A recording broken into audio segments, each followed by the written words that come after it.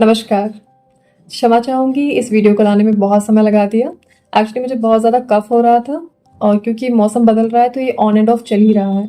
अभी भी शायद आपको बीच में असुविधा हो सकती है क्योंकि वो गले में खराश भी है और थोड़ा-सा ज़्यादा बोलती हूँ तो कफ़ भी आने लग जाता है। आज की वीडियो है पुनर्जन्म के बारे में। हँसी आ रही है क्यों? वही चल रहा है इतने टाइम से। लेकिन बात ये है कि जो लास्ट वाली वीडियोस थे उनके ऊपर काफ़ी कमेंट्स भी हैं और मुझे भी लगता है कि हाँ, वहाँ पे स्पष्टता की कमी है। कुछ चीज़ें जो क्लियर करनी बहुत आवश्यक है।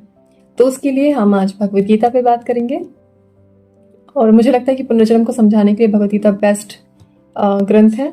हाँ, बाकी डेफिनेटली हम उपनिषद पे भी बात करेंगे, ब्रह्मसूत्र पर भी और बौद्ध धर्म पे भी बात करेंगे। पर मेरे ख्याल से इस वीडियो में भगवद गीता ही काफ़ी होगा क्योंकि इनके ही श्लोकों में हमें थोड़ा आगे पीछे जाना पड़ेगा। तो दूसरे स्रोतों को लेना शायद ठीक नहीं होगा इस वीडियो के साथ में, नहीं तो फिर कन्फ्यूज़न बढ़ जाएगा।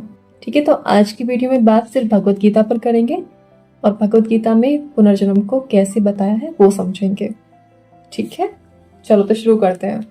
हम अगर बात करें पुनर्जन्म की तो जब भगवद गीता में श्लोक देखने को मिलते हैं ज़्यादातर 12वां श्लोक, 13वां श्लोक और 22वां श्लोक, इन सबसे ज़्यादा कंपेरिजन किया जाता है। तो इसको हम थोड़ा पीछे से और थोड़ा आगे तक देखेंगे। उसका रीज़न ये है कि बात को समझने के लिए कहते हैं दुर्घटना से तेरी भली, थोड़ा टाइम बेशक लग सकता है लेकिन बात समझ में आएगी कि शुरू कहाँ से हुई थी और कहाँ को जा रही है। तो हम श्लोक नंबर 10वां लेंगे, 10 से स्टार्ट करेंगे। 10 से क्यों स्टार्ट कर रहे हैं? क्योंकि जो पहला चैप्टर है उसमें तो अर्जुन की व्यथा ही है, वही परेशान है, दुखी है कि मोह में है, मेरे सामने पितामह है, मेरे मित्रजन हैं, भाईजन हैं, मेरे अन्य रिश्तेदार हैं, मैं कैसे मारूंगा। और बाकी बातें भी कर रहे हैं कि जो स्त्रियां हैं, क्योंकि हमारी कुल का तो नाश हो जाएगा, तो जो स्त्रियां वो दूसरे वर्ग से, दूसरे जाति से संसर्ग कर लेंगी, वो भी निम्न जाति से। और जो फिर वर्ण संकर पैदा होगा वहाँ पे, वर्ण संकर माने कि एक अलग अलग कुल के और एक नीची जात, एक दूसरी जात, उस तरह से। तो वर्ण संकर पैदा हो जाएगा। वर्ण संकर से फिर जो हमारे पितृ हैं उनको फिर तृप्ति नहीं मिलेगी, क्योंकि उनको तो अपना ही खून है, वो सब चीज़ें मतलब चल रही हैं पूरा। तो उस तरह से वो बात कर रहे हैं, पूरे कर्मकांडी हो रहे हैं, पूरे लोक धर्म पर बात कर रहे हैं वो। तो वहाँ पे श्री कृष्ण कुछ नहीं बोल रहे हैं, वो अर्जुन को बोलने दे रहे हैं। और लास्ट में अर्जुन जब बिल्कुल कह के बैठ गया है कि मैं तो युद्ध नहीं करने वाला हूँ, साफ साफ लिखा है इसमें, पीछे वाला श्लोक आता है, 9वां श्लोक है। तो संजय बता रहे हैं कि हाँ भाई, ऐसे कह दिया कि युद्ध नहीं करूंगा, यह स्पष्ट कहकर चुप हो गए हैं। तो इसके बाद में फिर 10वें श्लोक में अब श्री कृष्ण ने बोलना स्टार्ट किया है। श्री कृष्ण कह रहे हैं कि अभी तो वही बता रहे हैं, धृतराष्ट्र को वही बता रहे हैं कि श्री कृष्ण तो कुछ हंसते हुए जैसे मानो अर्जुन से कह रहे हो। 10वें श्लोक में तो यही है कि थोड़ा हंसी सी आ रही है, मतलब है ना, हल्के ऐसे सरकास्टिक वे में अर्जुन को देख रहे हैं श्री कृष्ण और बोल रहे हैं कि 11वें श्लोक में कि हे अर्जुन, तो शोक न करने वाले मनुष्य के प्रति शोक करता है और पंडितों के से वचनों को कहता है। मतलब काम तो ऐसा कर रहा है कि जिनके लिए शोक करना नहीं चाहिए उनके तो शोक कर रहा है, और बात ऐसी बड़ी बड़ी ज्ञानी वाली कर रहा है। आगे बोल रहे हैं कि जिनके प्राण चले गए हैं और जिनके प्राण नहीं गए हैं, कि तुम बात तो कर रहे हो ज्ञानी वाली, पर जो ज्ञानी लोग होते हैं वो जिनके प्राण चले गए हैं और जिनके प्राण नहीं गए हैं वो उन दोनों के लिए शोक नहीं करते। तो इस तरह से श्री कृष्ण को अर्जुन को बोल रहे हैं। फिर आगे बोल रहे हैं इसी में कि देखो, ना तो ऐसा ही था कि तुम नहीं थे, कि मैं किसी काल में नहीं था, तू नहीं था, अथवा ये राजा लोग नहीं थे, और ना ऐसा ही है कि इससे आगे नहीं होंगे।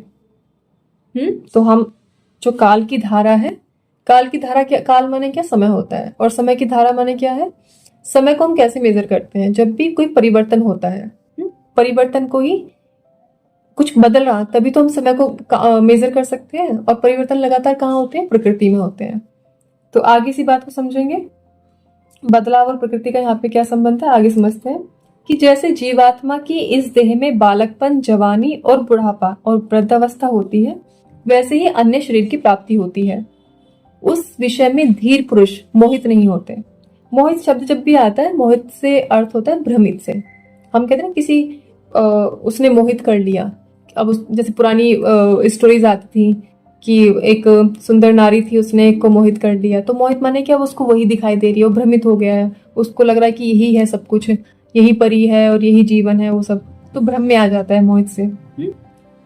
तो यहाँ पे कि जैसे जीवात्मा की इस देह में बालकपन, तो इसको कैसे समझेंगे कि जब बालकपन मरता है तब यौन अवस्था आती है। कोई बच्चा था छोटा सा, आप उसको गोद में ले पा रहे थे, आप उसके साथ खेल पा रहे थे, उसकी जो चीजें थी, उसको खिलौने पसंद थे, उसको कूदना खेलना ये सब पसंद था, उसकी खाने की चीजें अलग थी। लेकिन जब वो यौन अवस्था में आता है, जब वो जवान होता है, तो ये सब बदल जाता है। वैसे ही शारीरिक लेवल पे भी और मानसिक लेवल पे भी, पूरी शारीरिक अवस्था बदल जाती है, वैसे ही मानसिक स्थिति बदल जाती है। जो चीजें उसको पहले प्रायोरिटी वाली लगती थी वो बाद में नहीं लगती हैं। वैसे ही सेम होता है वृद्धावस्था में।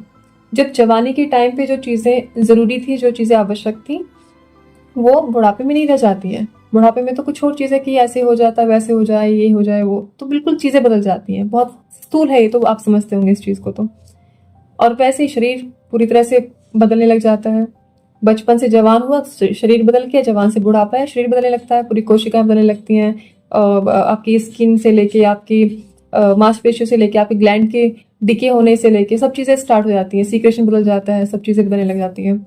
तो उसी तरह से जब वृद्धावस्था बदलती है तो उसको मौत बोलते हैं। जैसे उसमें पूरा ही डिके होना स्टार्ट हो गया है, एकदम से जब मरते भी हैं तो वहां पे कुछ चीजें होती है जो धीरे धीरे काम कर रही होती है, फिर वो पूरी तरह से बंद हो जाती हैं।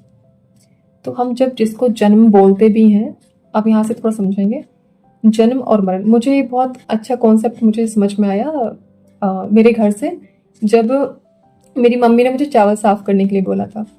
तो डब्बा था, उसमें चावल रखे थे और वो पूरा बंद था डब्बा।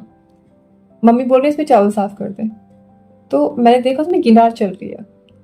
गिनार बोलते हैं वो जो कीड़ा होता है ना, जो चावलों में, हमारे यहाँ गिनार बोलते हैं उसको। तो मुझे एकदम से दिमाग, मम्मी ये गिनार कहाँ से आ गई? तो मम्मी ने बोली चावलों में तो हो ही जाती है। मैंने, चावलों में कैसे जाती है? नहीं थी ना इसमें, चावल में तो नहीं थी जब ये रखा था आपने। तो उन्होंने बोला ये चावलों में, उनका तो ये था कि हो ही जाती है चावलों में, तो चावलों में तो गिनार होती है। जैसे हम हर चीज को बोलते हैं तो होता ही है, ये तो ऐसे करना ही होता है, या फिर ये तो ऐसी होती है, तो उनका भी ऐसे जवाब था। और मेरी वहाँ पे इतना मुझे संतुष्टि नहीं हुई थी। मुझे वहाँ पे वो घुमा दिया था उस चीज ने कि इसमें एक आई कैसे। और ये चीजें काफी ऐसी बाकी अनुभव थे जो मुझे लगातार मेरे अंदर वो जो जिज्ञासा थी वो बनी रहती थी। क्वेश्चनिंग करने का काफी था मेरे अंदर। तो अब जाके स्पष्ट होता है कि हाँ, कैसे चीजें किससे कनेक्ट कर पाते हैं। वैसे ही हमारा जीवन है। जैसे गिटार को एक अनुकूल वातावरण चाहिए था, थोड़ी सीलन आ जाती जब उनमें, तो जैसे उसके लिए एक एनवायरनमेंट, उसके जो वातावरण है वो अनुकूल हुआ उस चीज को गिटार बोलने के लिए। वैसे तो हमारे साथ होता है, एक जो गर्भावस्था जो होती है, स्त्री के जो गर्भाशय होता है वो एक तरह से पूरा वो डब्बा ही है, वैसा प्लेटफॉर्म है वो पूरा। जैसी उसको अनुकूल स्थितियां मिलती हैं बाहर से स्पर्म वगैरह का और अंडा का जो कॉन्सेप्ट है, वो जो मेल होता है उनका, वो बाकी का जो प्रोसेस रहता है, पीरियड्स और मेंस्ट्रुअल वाला जो साइकिल रहता है, वो सब चीजें, तो कुल मिला के एक पूरा वातावरण बनता है जिससे एक बच्चा पैदा होता है। तो ऐसा नहीं कि कहीं बाहर से कुछ आया है, कोई आत्मा उसके अंदर घुसी है, कुछ निकली है, वैसा नहीं है। जैसे संतों की भाषा में तो ऐसा है कि मिट्टी तैयार ही है मैं बोलने के लिए, उसको मौका मिला नहीं। देखा नहीं, बंजर जमीन होती है, सालों से सालों पड़ी है आराम से ऐसे ही, लेकिन जैसे थोड़ी थोड़ी बारिश, थोड़े बीज उसको मिलते हैं, तुरंत एकदम से कुछ फूलों के रूप में, कोई किसी और चीज के रूप में, कोई जिनावर, कोई जानवर के रूप में एकदम से उभर के आ जाती है। तो जबकि पड़ी थी वो उतने सालों से, और कुछ नहीं, बिल्कुल चुप पड़ी थी, शांत पड़ी थी, लेकिन तुरंत ही कोई चलने फिरने लग जाता है उसके ऊपर, कोई उग खड़ा होता है। तो उस तरह से है कि मिट्टी तो है ही बिल्कुल मैं बोलने के लिए तैयार खड़ी है वो तो संतों से यहाँ पे बड़ी अच्छी वो मिल जाती है हमें समझने के लिए परिभाषा मिल जाती है। तो अब वापस आते हैं हम अपने श्लोक पर कि जैसे जीवात्मा की इस देह में बालकपन, जीवात्मा की बात चल रही है यहाँ पे, जीवात्मा की इस देह में बालकपन, जवानी और वृद्धावस्था होती है, वैसे ही अन्य शरीर की प्राप्ति होती है। उस विषय में धीर पुरुष मोहित नहीं होते। ठीक है, तो अब यहाँ पे हमने समझा कि जीवात्मा की बात कर लेते हैं। तो जब बच्चा भी है ना, छोटा बच्चा है, वो कुछ नहीं बोल रहा है, उसको भूख लगी है, तो वो रोने लग गया है, क्योंकि उसके लिए सिर्फ पेट को भूख नहीं लगी है, उसके जो अंदर का सिस्टम है उसको भूख नहीं लगी है। कुछ है कि जो उसमें उसे कंबाइन कर लिया, उसे जोड़ लिया है, उसे संबंध बिठा लिया है। मतलब मेरे पेट को, वो चाहे बोल नहीं रहा है लेकिन कनेक्शन वैसा ही चल रहा है कि मुझे भूख लगी है। वहां पे सिर्फ बात तुम्हारे अंदर के सिस्टम की नहीं चल रही है कि पेट है उसको भूख लग गई है, उसमें बाकी चीजें तुम्हारी शरीर मांग रहा है। मेरे पेट को, मुझे भूख लगी है। तो कुछ है जो खड़ा हो गया है दावा ठोकने के लिए, मैं बोलने के लिए।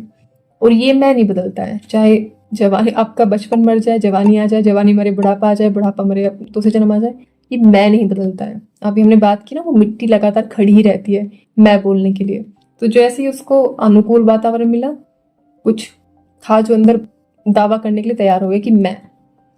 तो अब जीवात्मा की इस देह में बालकपन, जवानी और वृद्धावस्था होती है, तीनों अवस्थाएं मैं करके। ऐसे ही अन्य शरीर की प्राप्ति भी होती है। जो बाकी शरीर है उनमें भी कोई है जो मैं बोलने के लिए तैयार है और मैं बोलने लग जाता है। जैसे उसको स्थिति अनुकूल होती है वैसे मैं बोलने लग जाता है। तो यहाँ पे ऐसे समझ सकते हैं कि अहम वृत्ति दोबारा जन्म लेती है, जो मैं है। लेकिन जो व्यक्तिगत अहंकार है, माने मैं मरूंगी, मैं अंजू, और जो मेरी अभी पहचान है कि मैं उनकी बेटी, मैं वहां की रहने वाली, और ये सब चीजें, तो व्यक्तिगत अहंकार का, मेरा जो पर्सनल आइडेंटिटी है उसका जन्म नहीं होगा दोबारा। लेकिन ये जो मैं बोलने की जो वृत्ति है, जो टेंडेंसी है, आई टेंडेंसी, इसका जन्म होता है लगातार। इसको थोड़ा यहाँ पे प्रश्न आ सकता है कि अहम वृत्ति को जीवात्मा क्यों कहा गया फिर? क्योंकि हम जब जीवात्मा की बात कर रहे हैं और मैं समझा रही हूँ अहम वृत्ति के सेंस में, तो यहाँ पे आपका सवाल हो सकता है कि आपको कैसे पता कि अहम वृत्ति ही जीवात्मा है? तो उसको समझने के लिए हमें जीवात्मा को अहम वृत्ति क्यों कहते हैं, इसको समझने के लिए हम पहले समझेंगे आत्मा को श्री कृष्ण के द्वारा, कि आत्मा क्या है पहले, तभी जीव आत्मा उसको समझ पाएंगे। तो अब जीवात्मा आत्मा की बात करें तो श्री कृष्ण, जैसे हम सब फैमिलियर हैं नैनन चिंतन के शस्त्राणी से, तो पर हम इससे थोड़े आगे की बात करते हैं। आगे श्लोक में कह रहे हैं श्री कृष्ण 24-25 में मिलता है कि आत्मा नित्य, सर्वव्यापी, अचल, स्थिर रहने वाला और सनातन है। इन शब्दों को बड़े ध्यान से और एकदम से मीनिंग सबके पता होते चलने चाहिए कि आत्मा नित्य है, सदा रहने वाला, सर्वव्यापी, हर जगह व्याप्त है, हर जगह मौजूद है, अचल, चल फिर नहीं रहा है, कुछ नहीं है, बिल्कुल स्थिर है, और सनातन है। इसी सेंस में आगे बात कर रहे हैं कि आत्मा अव्यक्त है, आत्मा अचिंत्य है और आत्मा विकार रहित है। तो पहले तो बात कर लेते हैं 24वें श्लोक की। 24वें में बोलते हैं कि अचल है, स्थिर है, नित्य है। अचल, इस शब्द को बड़े ध्यान से देख लो। जो हमारा कॉन्सेप्ट ही चलता है कि एक आत्मा निकली दूसरे शरीर में चली गई, भाई वो अचल है, उसको घूमने फिरने का कोई काम नहीं है। और आत्मा है, आत्माएं नहीं है कि एक आत्मा निकली इसके शरीर में, दूसरी आत्माएं घूम रही हैं, क्योंकि जन्म तो लगातार है प्रकृति में, मौत भी लगातार है प्रकृति में। तो आत्माएं तो पूरे वेदांत में कहीं आत्मा शब्द नहीं मिलता, बहुवचन नहीं मिलेगा आत्मा का कभी भी। तो ये तो अपने आप में यहाँ पे गलत साबित हो गया जो बात चलती है कि एक शरीर से आत्मा निकली दूसरे में चली गई। ठीक है, आगे है आत्मा अव्यक्त है, आत्मा अचिंत्य है और आत्मा विकार रहित कहा जाता है। अब अव्यक्त अचिंत्य है, तो हमें जो आत्मा के बारे में आत्मा इतने बोलते रहते हैं ना, तो वो हमें करनी भी नहीं चाहिए वो बातें, क्योंकि श्री कृष्ण खुद ही मना कर गए कि अचिंत्य है, तो उसके बारे में बहुत विचारना और बहुत चिंता करना, बहुत उसके बारे में ये चीज़ें वो चीज़ें बताना बंद कर देनी चाहिए। और स्पेशली जिस सेंस में हम आत्मा करते हैं तो उसमें तो बिल्कुल बंद हो जानी चाहिए। आगे तो फिर यहाँ पे बात है, हाँ, तो अभी हमने जो इसमें जाना कि आत्मा नित्य है, सर्वव्यापी है, अचल है, स्थिर है, इन सब शब्दों को मैं बार बार रिपीट कर रही हूँ, बहुत ध्यान से समझेंगे। अव्यक्त है, अचिंत्य है, विकार रहित है। तो इन सब से हमें एक दूसरा नाम मिल जाता है आत्मा का, सत्य। क्यों हम आत्मा को सत्य क्यों कह सकते हैं? सत्य भी तो वही है, जो एक है तो है, जो जैसा वैसा है। सत्य का अर्थ ही क्या होता है? सत्य बदलता नहीं है, सत्य तो एक ही होता है ना। अब तथ्यों पे भी हम बात कर लें, जो हम व्यवहारिक तल पे जिसको सत्य बोलते हैं वो एक्चुअली तथ्य होता है। फॉर एग्जाम्पल मेरी हाइट 5'6" है, तो मेरी हाइट एक सत्य हो गया, 5'6" है। इसको सत्य मान के चल रहे हैं, फैक्ट्स पे बात कर रही हूँ मैं वैसे, पर लेकिन समझने के लिए इसको सत्य मान लिया कि मेरी हाइट 5'6" है। अब इसके झूठ कितने हो सकते हैं? कितने भी हो सकते हैं, 5'4", 5'3", 4'4", कितना 6'7", कितना भी, कुछ भी हो सकता है, कुछ भी बोल सकते हैं हम। तो झूठ तो बहुत सारे हो सकते हैं, लेकिन सच क्या है? एक ही होगा। तो हमें तथ्य पे समझना है, क्योंकि हम आत्मा पर तो समझ भी नहीं सकते हैं, तो हम जितने भी उदाहरण लेंगे, जितने भी समझाने के लिए हम तर्क लेते हैं, तो हम सब व्यवहारिक तल पे लेते हैं। परमार्थिक तल पे तो हम सिर्फ समझ सकते हैं, व्यवहारिक तल को लेके वहां तक तो सिर्फ कहते हैं ना एक रास्ता है, वो तो सिर्फ मंजिल की तो हम क्या ही बात करें। अचिंत्य बता दिया खुद ही श्री कृष्ण ने, तो क्या ही बात करनी है। तो हम यहाँ पे सिर्फ समझना चाह रहे हैं कि जो सत्य है वो क्या है, वो आत्मा का ही दूसरा नाम है। और सत्य एक होता है, जैसे हमने व्यवहारिक तल पे समझ लिया है। ठीक है, कि झूठ तो हो सकते हैं, लेकिन जो चीज है, और सत्य किसको बोल देते हैं हम, ऐसे समझिए। इसको थोड़ा और विस्तार देते हैं। हम जब अपने व्यवहारिक तल पे बात करते हैं, मैं बोलती हूँ मैं दुखी, फिर कुछ टाइम बाद कुछ बढ़िया हो गया, मैं सुखी।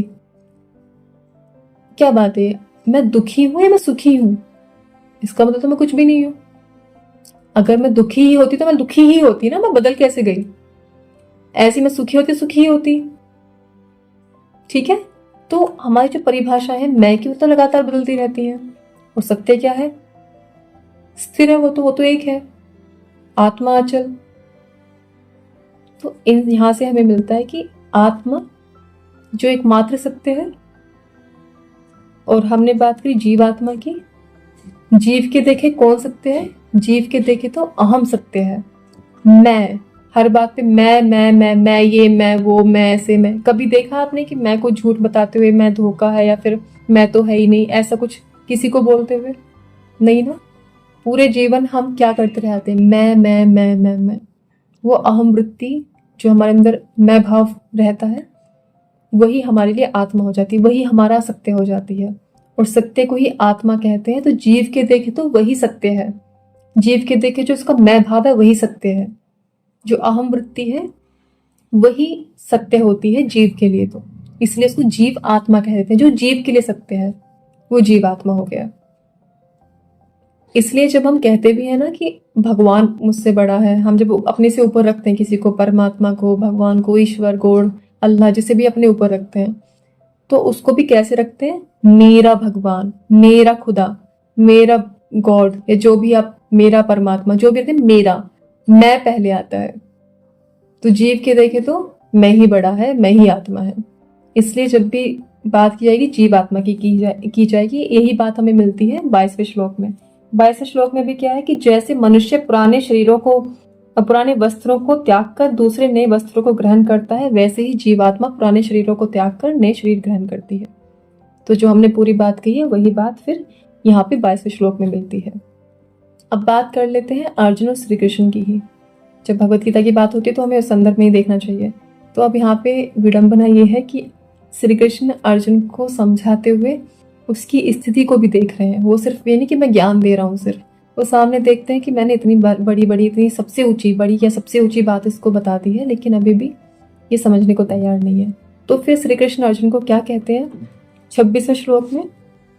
वो बोल रहे हैं कि किंतु यदि तू इस आत्मा को सदा जन्मने वाला, उन्हें दिख गया है कि अर्जुन नहीं समझ रहा है। जैसे हम किसी को कुछ समझा रहे होते हैं और हमें दिख रहा है कि वो नहीं समझ रहा है, तो हम उसको फिर बोलते हैं जो तू कह रहा है वो भी ठीक है, पर उसमें भी तो ये चीज ऐसे, वैसे अब श्री कृष्ण कर रहे हैं यहाँ पे कि ठीक है अर्जुन, तू यदि आत्मा को सदा जन्मने वाला तथा सदा मरने वाला भी मानता है, तो भी महाबाहो तो इस प्रकार शोक करने योग्य नहीं है, क्योंकि इस मान्यता के अनुसार जन्मे हुए की मृत्यु निश्चित है और मरे हुए का जन्म निश्चित है। इससे भी बिना उपाय वाले विषय में तू शोक करने योग्य नहीं है। तो इससे भी तो कुछ बात नहीं बन रही है कि अगर तू मान भी रहा है कि सदा मृत्यु होनी ही है, जन्म और मृत्यु होते ही है, तो अब तू इन्हें नहीं मारेगा तो वैसे भी मर जाएंगे कुछ समय बाद। इसमें भी कोई शोक करने वाली बात नहीं है। तो आज हमने इस वीडियो के माध्यम से देखा कि कैसे भगवत गीता में पुनर्जन्म को विस्तार से समझाया है, लेकिन हमारे लिए कुछ चंद शब्द होते हैं जिनको हम बिल्कुल अपनी बुद्धि के हिसाब से समझ के और बोल देते हैं कि ये तो भगवत गीता में लिखा हुआ है, भगवत गीता ऐसी बात कर रही है। और अभी भी मुझे पता है मेरी इस वीडियो के बाद भी काफी लोगों के कुछ ऐसे प्रश्न आने वाले हैं, और उनका बहुत स्वागत है, क्योंकि जब बात नहीं होगी तो फिर ये चीजें वैसी की वैसी ही रह जाएंगी। इसलिए बेहतर है चाहे आपकी गालियों के माध्यम से ही, चाहे आप शब्द ही कहें, पर आप इस बारे में जरूर बात करें, तभी हम इस बात को आगे तक ले जा सकते हैं। जैसे कि अभी इसी चैप्टर में मिलता है कि जब श्री कृष्ण और अर्जुन की बात करते हैं तो अर्जुन को समझाते हुए श्री कृष्ण ये तक बोल देते हैं कि यदि तू इस आत्मा को सदा जन्मने वाला तथा सदा मरने वाला भी समझता है ना अर्जुन, तो भी तो इस प्रकार शोक करने योग्य नहीं है। 26वां श्लोक ही है शायद। 26वें श्लोक में ये वो इसलिए बोलना चाह रहे हैं कि अर्जुन को समझ में नहीं आ रही आत्मा वाली बात भाई। उन्हें दिख रहा है कि मैं इतना कुछ बोल चुका हूँ लेकिन इस पे तो कोई फर्क नहीं पड़ रहा है। तो फिर वो बोलते हैं कि ठीक है, जो तू समझ रहा है ना कि आत्मा है और सदा जन्मती रहती है, सदा मरती रहती है, तो उस टाइम पे उस मान्यता के अनुसार भी तो शोक करने योग्य नहीं है, क्योंकि तेरी इस मान्यता के अनुसार भी जो जन्म लेता है उसकी मृत्यु निश्चित है और जो मर रहा है उसका जन्म निश्चित है। तो भी इस बिना उपाय वाले विषय में तो शोक करने योग्य नहीं है भाई। ये तो विषय ही ऐसा हो गया जिसका कोई उपाय नहीं है। अगर तुम उनको मरने वाला, उनको जन्मने वाला भी समझ रहे हो, तो कुछ टाइम बाद वो वैसे भी मर जाने वाले हैं जिनको तुम मारने से अभी घबरा रहे हो। इसका तो कोई अंत है ही नहीं। तो ऐसे ही आगे, इसके आगे ये तो फिर भी ठीक थी, इससे आगे और भी बातें मिलेंगी। वो बात करेंगे अपकीर्ति की, वो बात करेंगे क्षत्रिय धर्म की, वो बात करेंगे स्वर्ग की। वो इसलिए उनका कोई इंटरेस्ट नहीं है। इंटरेस्ट होता तो पहले वही बात की होती। उन्होंने सबसे ऊंची बात कर दी थी लेकिन अर्जुन पे उसका कोई प्रभाव नहीं पड़ रहा है। वो समझ नहीं पा रहे हैं अभी मोह से ग्रसित है वो, और वृत्तियां बहुत स्ट्रांग होती हैं। तो अभी यही चल रहा है और हमें देखना भी पड़ेगा इस मामले में। जैसे जैसे इल्जाम लगते हैं भगवत गीता पर कि भगवत गीता जाति की बात करती है, वर्ण संकर की बात करती है, भाई वो अर्जुन कर रहे हैं, श्री कृष्ण नहीं कर रहे हैं। और अगर श्री कृष्ण ने अपना थोड़ा स्तर नीचे लाया भी है, जैसे किसी को कीचड़ में से निकालने के लिए खुद कीचड़ में थोड़ा बहुत सन जाता है इंसान, अगर वैसा श्री कृष्ण के साथ किसी किसी श्लोक में होता हुआ दिख भी रहा है, तो हमें पता नहीं चल रहा है क्या कि 18 अध्याय 700 श्लोक कितनी मेहनत करवाई है अर्जुन ने श्री कृष्ण से। और इसमें अर्जुन का मतलब ये नहीं कि अर्जुन दिमाग नहीं था उनमें या कुछ वो समझते नहीं थे। यहाँ पे अर्जुन माने वृत्तियां, और वहां पे मोहवृत्ति, क्रोध, भय, ये जब सारी वृत्तियां होती हैं उनमें से अर्जुन अभी मोहवृत्ति को रिप्रेजेंट कर रहे हैं।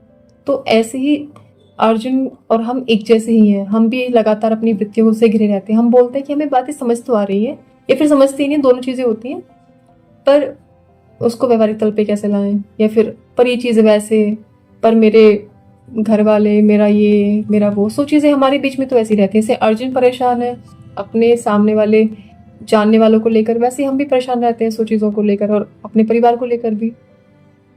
तो हमें देखना पड़ेगा कि वो सिर्फ ऐसा नहीं कि दो लोग बात कर रहे हैं और वहाँ पे भगवान खड़े हैं सामने और आगे अर्जुन ऐसे बैठे हैं और वो बताए जा रहे हैं, जो भी शब्द लिखा हुआ है हमने ज्यों का त्यों उठा लिया, उसमें तो कुछ और बात है ही नहीं।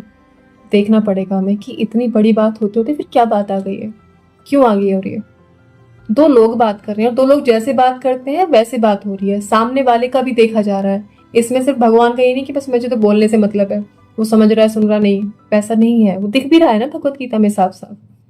कोई कोई क्यों बात करेगा, वरना देखो ये बात ये नहीं कि चलो मैं ऐसे बोल रही हूँ, आचार्य प्रशांत इस तरह से बताते हैं, बात वो नहीं है।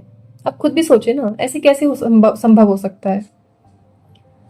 तो थोड़ा सा समझेंगे, थोड़ा सा ध्यान से समझेंगे, हवा में लेने की जरूरत नहीं है। जैसे मुझे बड़ी उम्मीद थी कि जब मैं बड़ी हो जाऊंगी मैं भगवत गीता पढ़ूंगी, क्योंकि मैंने सुना था कि भगवत गीता में सारे प्रश्नों के उत्तर होते हैं और मुझे किसी प्रश्न का उत्तर मिलता नहीं था, जैसे मैंने पहले बताया। तो मेरी तो बड़ी इच्छा थी। और बल्कि मेरे साथ हुआ ये था कि बीएससी की बात है, बीएससी में भी मुझे नहीं पता था कि भगवत गीता और भगवत पुराण अलग अलग होते हैं, भागवत पुराण अलग अलग होते हैं। तो मेरी आंटी के यहाँ पे भागवत पुराण आया और मैं तो बड़ी शौक से पढ़ने लग गई और मुझे इतनी निराशा हुई उसको पढ़ने के बाद में। क्योंकि बात ये नहीं कि भागवत पुराण में जो स्टोरीज होती हैं वो अपने आप में मीनिंग नहीं रखती हैं, वो अपने आप में सुंदर नहीं होती हैं, पर जो मेरी इच्छा थी एकदम से कि कुछ ऐसा मिल जाएगा मुझे वहाँ से, और मुझे पता नहीं था कि भगवत गीता अलग होती है। तो ये सब हुआ है हमारे साथ में। मैं चाहती हूँ कि अभी आने वाले बच्चों के साथ में, आने वाले घरों में ऐसा ना हो कि उनको ना तो ये पता है कि भागवत पुराण क्या है, भगवत गीता क्या है और उनके बीच में क्या है। तो वो तो बड़ी ही बात है कि भगवत गीता को पढ़ने का तरीका, उसमें कितनी गहरी बात है, कितने ऊंचे संदेश हैं, उनसे कोई वंचित न रह जाए। मेरा यही एक प्रण मान लीजिए, एक इच्छा मान लीजिए, कामना मान लीजिए, कुछ भी मान लीजिए, ऊंची कामना है मेरी ये। तो जो कुछ लोगों ने इल्ज़ाम भी लगाए पुराने वीडियोस में कि व्यूज़ के लिए, वो देखो व्यूज़ तो चाहिए होते हैं, मैं बना रही हूँ तो मैं चाहती हूँ कि लोग देखें। हाँ, उस तरीके से नहीं चाह रही हूँ। अगर किसी का नाम लेकर मेरे व्यूज़ बढ़ रहे हैं, उस सेंस में मैंने नहीं लगाया उनको, मैं सच में उनको टारगेट कर रही हूँ। मैं चाहती हूँ कि वो भी समझें, और क्योंकि लोग उनको फॉलो करते हैं, उनको लोग देखते हैं, तो मैं चाहती हूँ कि वो अपनी जिम्मेदारी ठीक से निभाएं। और जहाँ तक प्रेमानंद महाराज जी की बात है, तो काफ़ी हद तक वो बहुत अच्छी बातें कर लेते हैं, लेकिन एक कहते हैं ना, 5 बातें आपने सही की और एक बात गलत कर दी, वहीं पे नाश हो जाएगा। तो वो मैं वहाँ से बचाना चाह रही हूँ चीज़ों को।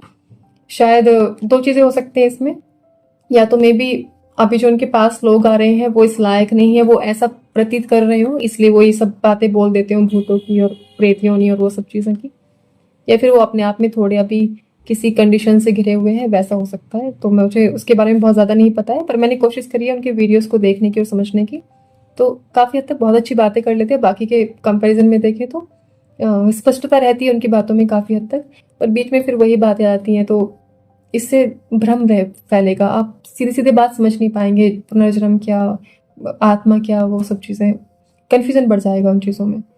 तो अभी कुल मिला के, क्योंकि वीडियो बहुत लंबा हो चुका है, तो मेरा यही कहने का अर्थ है, यहाँ पे तात्पर्य यही रहेगा मेरा कि बेहतर है आप थोड़ी-सी जो पुरानी मान्यताएँ हैं, आपने जो कॉन्सेप्ट पकड़ रखा है, मेरे पास भी था ये सब चीज़ें। मैं फिर से बोल रही हूँ कि बल्कि मेरी शायद ज़्यादा हालत ख़राब होगी, क्योंकि मेरे जो घर परिवार में जो एक माहौल था वो वैसा ही था कि आप आस्था भाव तो बहुत ज़्यादा रखते हो लेकिन समझ बिल्कुल भी नहीं है। तो बहुत अंधविश्वास था, बहुत चीज़ें फैली हुई थी। मैं बताती भी रहती हूँ अपने भूतों वाली वगैरह सब, वो सब सच बता रही हूँ मैं, कोई हवा-हवा में बात नहीं कर रही हूँ, वैसा होता था लिटरली। और मेरी कंडीशनिंग इतनी ज़्यादा थी कि अगर मुझे बाहर जाने का मौका नहीं मिलता, तो स्पेशली जब मैं बैंगलोर गई थी और वहाँ पे मैंने कुछ समय बिताया है अलग लोगों के साथ में, कुछ मेरी फ्रेंड्स थे आंध्रा की, कुछ केरल से थे, तो मतलब अलग अलग जगह के लोग, बाहर के लोग, विदेशों से जो लोग आए हुए थे, तो उनके साथ जो समय बिताया मैंने, उसने मुझे काफ़ी हेल्प की है, क्योंकि मुझे देखने का मौका मिला कि कैसे एक पर्टिकुलर जगह पे कुछ मान्यताएं आपके दिमाग में सच की तरह बैठ जाती हैं कि यही तो सच है। तो वहाँ से मुझे निकलने का मौका मिला। उसके बाद ही मैं आचार्य प्रशांत की बातों को भी समझ पाई हूँ, नहीं तो पहले अगर मुझे मिला होता तो मैं डेफिनेटली उनका विरोध ही करने वाली थी। मैं उसमें श्योर हूँ, क्योंकि मुझे बहुत दुख हुआ था, बहुत विरोध हुआ था मेरे अंदर उन लोगों के साथ रहने में भी, क्योंकि उनकी अलग अलग मान्यताएं थी और वो उसको सच मानते थे जैसे मैं मेरी को सच मानती हूँ। तो काफ़ी ना बीच में आपकी होता है कि आप साथ में रह रहे हो किसी के और उसकी अलग चलती हैं चीज़ों को लेके, मान्यता है मेरी अलग, तो वो सब चला था। खैर छोड़िए, अब कुल मिला के बात यह है कि थोड़ा सा अपनी पर्सनल चॉइस को साइड में रख के समझिए श्री कृष्ण क्या कहना चाह रहे हैं। बहुत ऊंची बात है, भगवत गीता ऐसे हवा हवा में नहीं है कि बस हमने तो समझ लिया, हमने तो जान लिया, ये है वो है। बार बार सवाल कीजिए, बार बार रिपीट कीजिए उसको, अच्छा ये बात ऐसे कैसे आ गई यहाँ पे।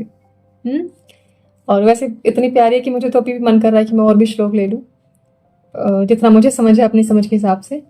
पर ऑलरेडी बहुत लंबी हो गई ये वीडियो। अगर आपके सवाल आते हैं और उसमें से कोई प्रश्न आता है तो उसके बेस पे हम देख लेंगे कुछ और श्लोकों को अगले वीडियो के माध्यम से। चलिए चलते हैं अभी, धन्यवाद।